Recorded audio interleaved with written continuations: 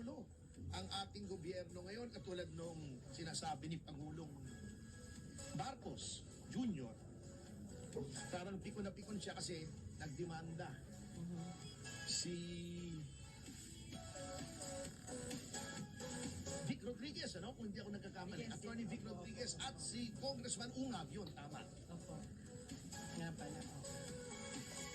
Ito ay tungkol sa di umano'y blanco ng GAA. Bago napikon si Mr. Marcos, sabi niya, nung in-interview siya, pag tinatanong niya, paano pag pinigil ng Korte Suprema, kasi may prayer for TRO yung petition ni Attorney Rodriguez at ni Congressman Ungab. Sabi niya, we will shut down the government. Sasara natin ang gobyerno. Di ba gusto naman nila yan? Yan ang gusto nila sa destabilization. Hindi po kailangang mag-shut down ang gobyerno kahit magkaroon ng TRO laban sa present GAA. Kasi sa ilalim po ng saligang batas, kung if for any reason hindi mapatupad ang bagong budget, deemed reenacted, ibig sabihin parang ginawang batas ulit without any positive act on the part of either Congress or the Executive. Kasi ang gumagawa ng batas yung mga Kongreso, pinipirmahan ng Pangulo. Wala na pong gagawin by operation of law ay reenacted yung dating budget. Anong ibig sabihin? Yung pondo para sa lahat ng departamento ay gagamitin pa rin. Yung dating budget. Yung mga pangsweldo, gagamitin pa rin. And better yet, yung pagtanggal ng subsidy ng PhilHealth, hindi mawawala.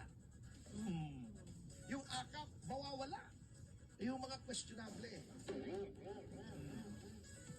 Yun po ang mangyayari. Hindi po mag-grind to a halt. Hindi po titirik. Hindi po titigil ang gobyerno. Tuloy-tuloy po. Kung sino man pong nagpayo sa inyo na Ituloy pa rin. yung gobyerno ay titigil, magsha-shutdown, utusan nyo po. Kasi mali po. Lumalabas pong hindi nyo alam ang workings ng government. At hindi po porket kine-question po ang budget, destabilization na po yun. Sapagkat kaya nga tayo may Korte Suprema, checks and balance, ang abuso ng lehislatura, ang abuso ng ehekutiba, pwedeng idulog sa Korte Suprema kung may abuso nga, at ito ang gagawa ng paraan para matigil yung abuso. So, huwag nyo pong mamasamain itong pagpunta ng ilang mga tao sa Korte Suprema kasi hindi lang naman po silang nakakapansin na may problema. Even si Frank Drilon, sinasabi niya, bagamat mahirap questionin, may problema yung budget.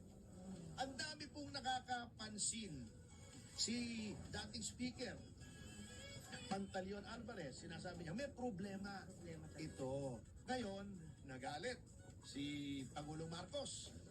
I did not see any blanks in the damned bill. Di ba sabi niya?